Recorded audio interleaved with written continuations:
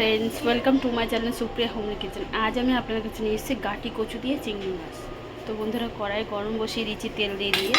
তো এই দেখুন, পেঁয়াজটা এরকম করে, এই পেঁয়াজ বলছি, আলুটা এরকম করে চৌকো করে নিয়েছি, আর কচুগুলো ভালো করে ধুয়ে রেখেছি। এবার তেলটা গরম হয়ে গেছে, এবার কচুগুলো ছেড়ে দেবো। বন্ধুরা, কচুগুলো ভালো করে ভেজে নিয়ে ফিরছি।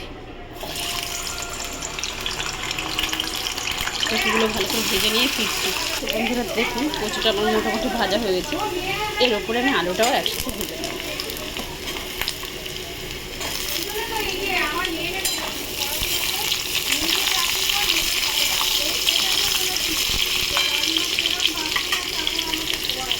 তো বন্ধুরা দেখুন, আমার এটা ভাজা হয়ে গেছে। এবার আমি এটাকে তুলে নেবো,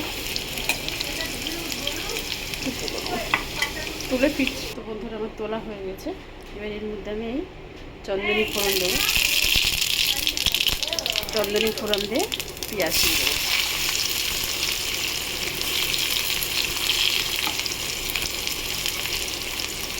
পেঁয়াজ দিয়ে দিলাম। পেঁয়াজটা ভাজা ভাজা করে ফিরছি। শুকনো লঙ্কা আর এই তেজপাতা।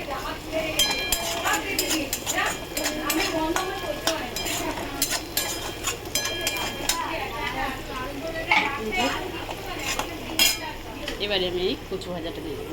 আলু ভাজাটা দিয়ে কিছু নাড়াচাড়া করে দিচ্ছি।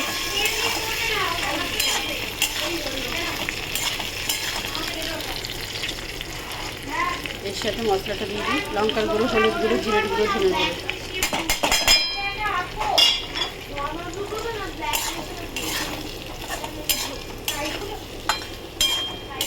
ওকে, একটু কষা কষা একটু হোক, পরে ফিরছি। তো বন্ধুরা, সামান্য একটু আদার বাটি ধোয়া জল দিলাম। আদা ছিল না এর মধ্যে, বাটিটা দিয়ে জলটা দিলাম যাতে একটু আদা গন্ধটা হয়। বেশি আদা রসুন, এটা একটা নর্মাল রান্না, আদা রসুন আদা বাটাই ভালো।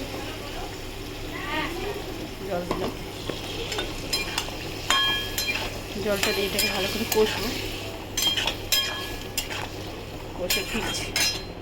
তো দেখুন বন্ধুরা, কচুটা মোটামুটি সিদ্ধ হয়ে গেছে। তো আপনারা এরকম করে নিরামিষও খেতে পারেন। কেউ চাইলে অপশান, কেউ চাইলে চিংড়ি মাছ দেবেন, কেউ দেবেন না। তো আমি এটা চিংড়ি মাছ দিয়েই করবো।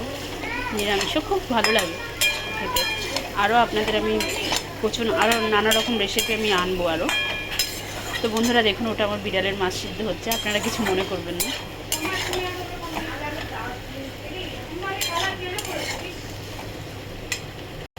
এই যে চন্দনী ফোড়ন দিয়ে এই রান্নাটা না অসাধারণ খেতে লাগে। একবার ট্রাই করে দেখবেন আপনারা।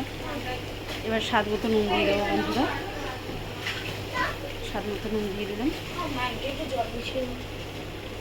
স্বাদ মতো ছিল ঠান্ডা।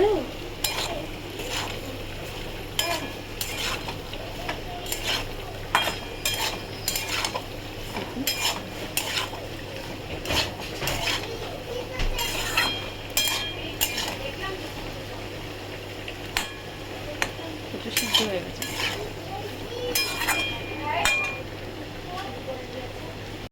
তো বন্ধুরা দেখুন, আমার কচু টচু সব সিদ্ধ হয়ে গেছে, তেল বেরিয়ে গেছে। এবার আমি এই পর্যায়ে চিংড়ি মাছটা দিই। চিংড়ি মাছটা দিয়ে এবার নাড়াচাড়া করবো, আর কিছু দেবো না বন্ধুরা। এবার যা দেবো লাস্টে নামাবার সময়।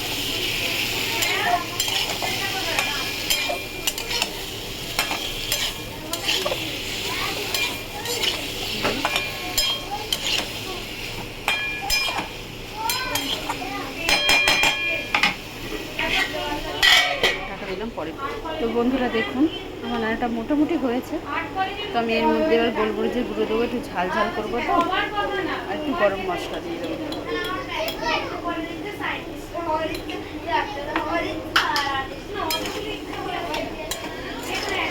এবার এটাকে নাড়াচাড়া করে ঢাকা দেবো।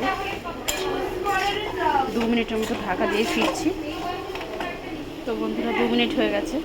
আপনারা ট্রাই করবেন, ট্রাই করে কমেন্ট সেকশনে কমেন্ট করে জানাবেন আমার রান্নাটা কেমন হয়েছে। আর আমার চ্যানেলটা লাইক অ্যান্ড সাবস্ক্রাইব করে দেবেন। Thank you for watching. Bye by.